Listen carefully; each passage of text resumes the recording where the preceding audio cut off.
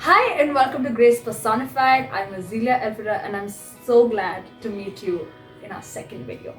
Okay, so today we're going to talk about don't renovate your pit. A lot of times, every time, Satan puts a trap in front of us and most of the times we fall for it. And then we fall into the pit. Okay, now what is this pit? This pit can be in the form of addictions such as drug abuse, alcoholism, pornography, addiction to your phones, to television, to Netflix, name it, and it's there. Second, it can be in the form of wrong relationships where it's not just romantic relationships but even friendships. There can be different kinds of friendships that you're not supposed to be part of but you are unable to let go, and so you're stuck in that pit for such a long time. And the third thing is wrong identities. The minute we have so many people around us living in this world not knowing who they truly belong to, what they are created for, all of these things are the pit. But we realize we're in the pit, and what we do is we try getting out of the pit.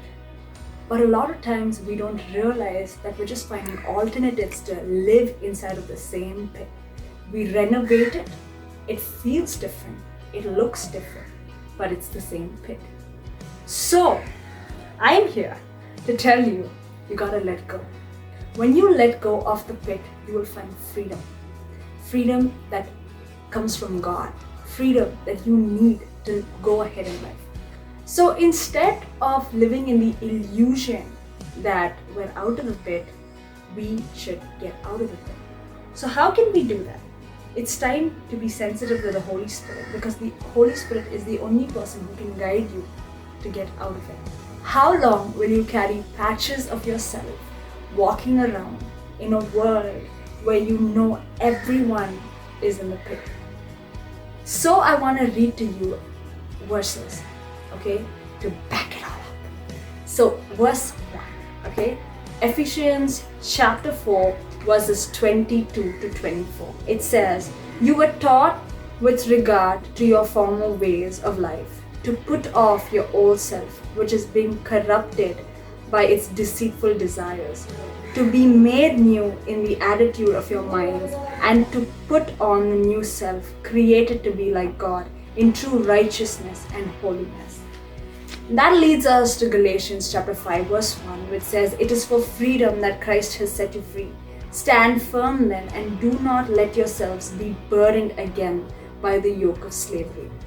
That leads us to Matthew chapter 11 verses 28 to 30. That says, "Come to me, all you who are weary and burdened, and I will give you rest. Take my yoke upon you and learn from me, for I am gentle and humble in heart, and you will find rest for your souls. For my yoke is easy and my burden is light." Jesus is calling you to live the way he lived. He had traps, he had temptations, but he got over it.